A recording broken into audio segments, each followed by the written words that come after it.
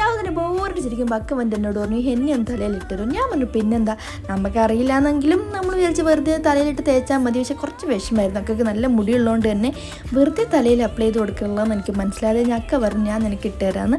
അങ്ങനെ അക്ക നല്ല അടിപൊളിയായിട്ട് ഓരോ ലെയറായിട്ട് എടുത്തൊക്കെ ചെയ്ത് തന്നു. നല്ല തണുപ്പുണ്ടായിരുന്നു. ഈ ചൂട് സമയത്ത് ഒരു ഐസും കെട്ടിയിട്ട ഫീൽ ചെയ്യുന്നു. ഒരു മുട്ട സൂപ്പിനെ പോലെയൊക്കെ ആക്കി തന്നു. അല്ലെങ്കിൽ ഞാൻ വേഗം കുളിച്ച് റെഡിയായി രന്തിവേട്ടന് ചോറ് കൊടുക്കണമായിരുന്നു. പ്രത്യേകിച്ച് വലുതായിട്ടൊന്നും ഉണ്ടാക്കിയില്ല. ബീൻസ് തോരനും ഉരുളക്കിഴങ്ങ് കറി അച്ചാറും. കാരണം ഇവിടെ വെള്ളി ചൊവ്വ ബുധൻ ദിവസങ്ങളിൽ മീൻ ചിക്കൻ എന്നിവയൊന്നും കിട്ടില്ല. അതുകൊണ്ട് കുറച്ച് ബുദ്ധിമുട്ടായിരുന്നു. പിന്നെ ഞാൻ കരിഷ്മക്കുട്ടീനെ വിളിച്ച് രണ്ടാളും കൂടി ഫുഡ് കൊടുക്കാൻ പോയി. പിന്നെ ഒരു ചീറ്റ് പോയി. ഇന്ന് രന്തിവേട്ടൻ നേരത്തെ എത്തിയത് കൊണ്ട് ടിപ്പൊന്നും കിട്ടിയില്ല. അതുകൊണ്ട് ചെറുതായിട്ടൊന്ന് കളിയാക്കുന്നത്. അതിനിടെ ഒരു ചോദ്യം, ഈ കവർ എന്നാണ്, വേറെ കവറൊന്നും കിട്ടിയില്ല. ഈ ചൂട് സമയത്ത് വന്നതിനൊന്നും ആശംസിച്ച് പോലുമില്ല.